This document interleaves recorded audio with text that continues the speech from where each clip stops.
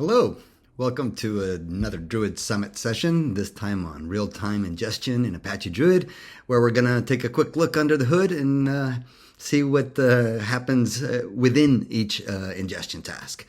My name is Sergio Farragut. I have over 25 years of experience in the data space. I've done everything from build enterprise data warehouses to work with HTAP databases, hybrid transaction analytic databases. I've built analytic applications, been on the software engineering side, been on the sales engineering side, and even on the post-sales and the implementation side. So now I just talk about all this stuff. So let's get started talking about ingestion. So first, at the high level, at the ecosystem level, one thing to understand is that Druid's real-time ingestion is parallel from end to end. So this starts all the way at the producers, where the message producers, these are mobile phones or devices that generate messages and publish messages to a Kafka topic in very high numbers by nature. Right, so they're highly parallel. They're each independently generating messages and submitting them to a streaming engine. We're showing Kafka here. It could be Kinesis, and they use very similar concepts to enable parallelism and scalability. In the case of Kafka, it separates topics into multiple partitions, and partitions are managed by multiple broker nodes.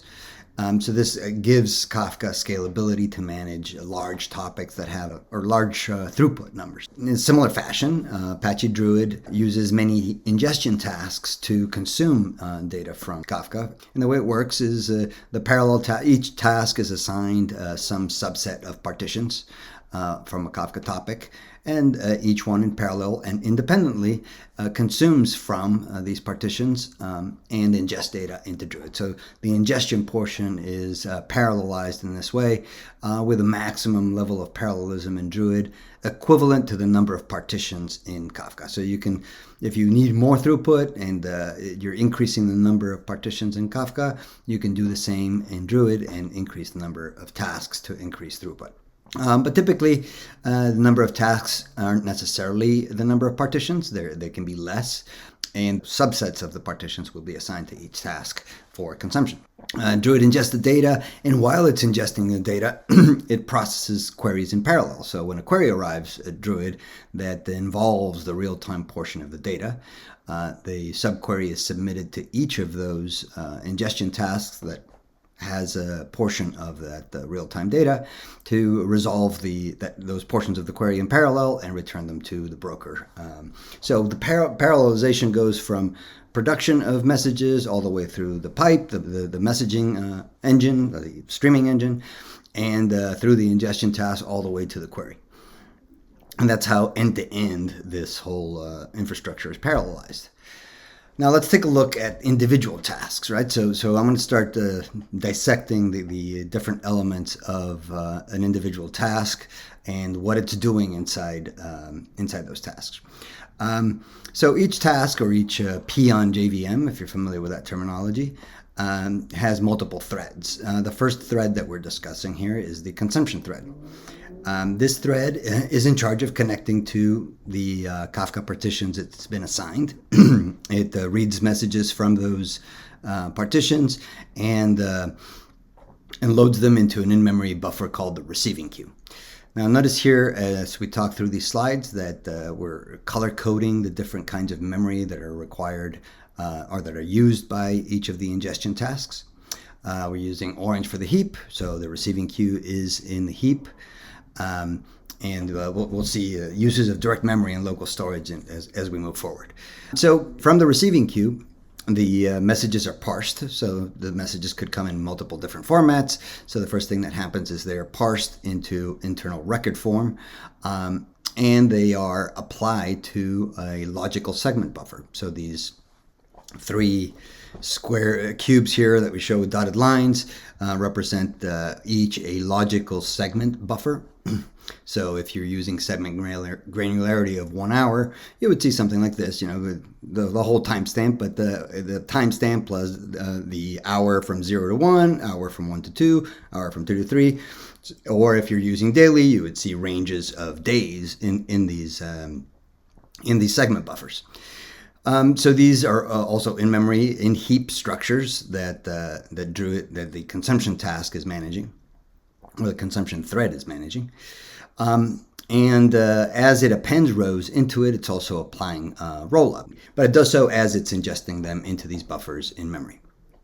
You can see the real-time segments by querying the sys server segments table, the system table within Druid, to see which real-time segments exist and are being managed currently by active tasks. One thing to note here is that while there may be multiple buffers because data is arriving over a span of time, having very late messages means that the span of buffers that we need here are a lot more, right? The late arriving messages will create older buffers whenever they arrive, and therefore require more buffers at this stage. So consumption is going on, and there are a few thresholds that make the in-memory buffers persist to disk. 3 different thresholds that can occur. The first one is the max rows in memory, so the total count of rows across those logical segment buffers. If that reaches this threshold, then all of those buffers are pushed onto the persist thread, which begins the persist process. That also happens if you hit a threshold of max bytes in memory. We keep a total count of how many bytes these rows are occupying over the whole set of buffers. So when the persist occurs, the set of buffers that we were consuming to are pushed into the persist state, and new buffers are created for any messages that continue to arrive. So the consumption continues in the consumption thread, while the persist thread takes that set of buffers and converts them into the Druid segment format. So it columnarizes it creates the indexes for them, and puts them into the segment format. There could be many individual intermediate persists for segments that correspond to the same time interval, because these are for each of the buffers for a given time interval, these persists occur. And so you could end up with a set of intermediate persist files for each of the logical segments. These files are stored in the base directory for the task that's defined by the druid.indexer.task.basedir parameter. Notice here that we've started using local storage. So in their color coding, the Druid segment, the intermediate segment files are stored locally within the task subfolder. Consumption continues, the persists continue, so there's multiple intermediate persists, and we start counting the total number of rows that have been persisted by logical segment for, let's say, this example of the 1 to 2 hour logical segment. So if that threshold occurs, or if the max total rows, so across all tasks, the max total rows has occurred, or a certain amount of time managed by the intermediate handoff period is also a trigger of a merge, or the end of the task duration, which we'll talk about separately. So this initiates the merge operation. This is also a different thread that's executing the merge. This operation will take all of the intermediate persist files and combine them into merge them into a final segment to be published, and do the publishing of that segment.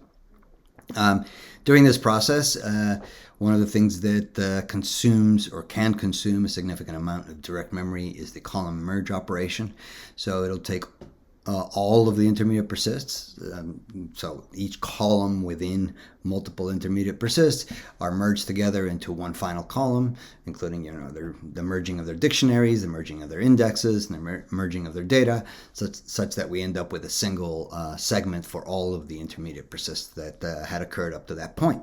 That final merge segment is published to deep storage, and a handoff process occurs, right? We're keeping this data around here and still responding to queries until a historical has taken that segment and can now respond to queries directly. So that's the ingestion side. Before we start talking about the query side, let's step back out of a single task and remember that when a query comes in to the broker, and it requires any of the logical segments that are being ingested, it's going to talk to all the tasks that that potentially have a portion of this data. So for a given streaming ingestion task, streaming ingestion job that has multiple tasks, the broker would submit that same subquery to all of the tasks that are ingesting data for that job. Within each task, the subquery that arrives, it arrives first through the Jetty thread or the Jetty thread pool, which is controlled by the HTTP num threads parameter within the task. So that gives you the maximum number of requests that a given task can process at a time. Typically, the number is a little higher than the total sum of the number of connections that the brokers can do. So each broker can initiate a parameter called num connections to each of the running tasks. So we need to have enough HTTP threads to address them, plus a few more for internal communications. From there, these tasks are assigned to, or these subqueries arrive to a particular HTTP thread. Each of those HTTP threads takes turns at using the processing threads that actually execute the query logic and process the intermediate files and the in-memory buffers to respond to a query. Before we go into how the query works, let's take a look at a few parameters here. Right at the top, we see the top right, we see the Druid processing num threads that controls the number of processing threads that exist within the task. Typically, for each ingestion task, this is 2, but it is a tunable parameter. Also, within each of these processing buffers, they'll take the query from the HTTP thread and identify the list of segments, the list of logical segments that they need to process, and access the in-memory buffers, both those that are in the consumption thread being ingested into, the ones that are maybe in the middle of an intermediate persist, but are still in the buffer, and all of the intermediate persists that have completed locally. So it reads all of those, whether in segment format or in-memory buffers, and processes the query across all those subsets of data. In order to do so, it uses a processing buffer. So each processing thread has a processing buffer that's stored in a heap that has the size of the Druid processing buffer size parameter, buffer size bytes parameter. So that's another source of memory utilization when processing queries. So if you have more processing threads, you'll need to have more processing buffers. Another set of buffers that are used specifically for group by queries are the merge buffers. Now, these are, in this diagram, they're a little outside of the processing threads because it's a shared resource. The number of merge buffers available within the task is usually 2. This is the minimum required to process certain group bys that have nested group by logic. So there's a need for these 2 buffers. For each query, we'll need these 2 buffers. So they're shared across the processing threads. And if you only have 2 of them, that means that you will only be able to process 1 nested group by at a time. So this, if you would have a need for more concurrency in group by queries because it's not keeping up, one possibility is to increase the number merge buffers in the task configuration. So that's the query side of it. Now let's go back out to the job and talk about checkpoint and publishing. So we mentioned before that at task duration, each of the tasks will do a final merge of the intermediate persists and do the publish to deep storage. Now, this occurs across all ingestion tasks when the job reaches task duration. This is something that may actually change in future releases of Druid, but for now, this is the way it behaves. In the future, it may be a staggered termination, but for now, all ingestion tasks complete at the same time. They all do the final merge and publish to deep storage. But in order to do so, the sequence of events is this. All of the tasks are asked to stop consuming, so they're asked to pause, and the tasks pause. They do their final intermediate persist, and they go into a publishing state. So the existing tasks move into a publishing state, and a new set of ingestion tasks are created with a new set, which uses a new set of worker slots in the indexers and middle managers. So in the way it currently works, you do need twice the number of worker slots available in the indexers and middle managers whenever this transition occurs. All right, because the new ingestion tasks are created, they start consuming from where the previous ones left off, and they continue the normal operation we've been talking about, while the publishing tasks are all doing that final merge of the intermediate persist and publishing to deep storage. During this time, if queries arrive, both the publishing tasks that still have not done their handoff to deep storage and to the historicals continue to respond to queries, as well as the new ingestion tasks that are now consuming or continuing to consume from the streaming engine. The publishing tasks build their segments and publish them to deep storage. Once they are in deep storage, the coordinator recognizes these new segments that have been published. It asks the historicals to load them based on whatever balancing strategy is configured for your cluster. And once a historical receives these published segments, they communicate back to the publishing task that they have completed that handoff. At that point, and only at that point, is the publishing task completed and terminated.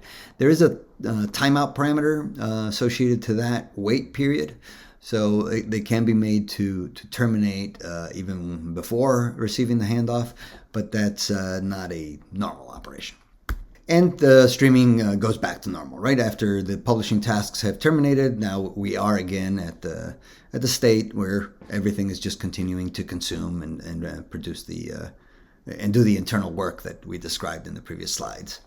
So everything goes back to normal and ingestion continues ongoing. Well, that's what I had for you.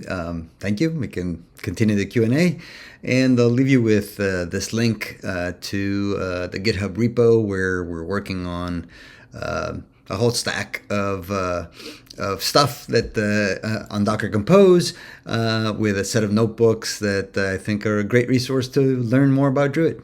So check it out. Thank you.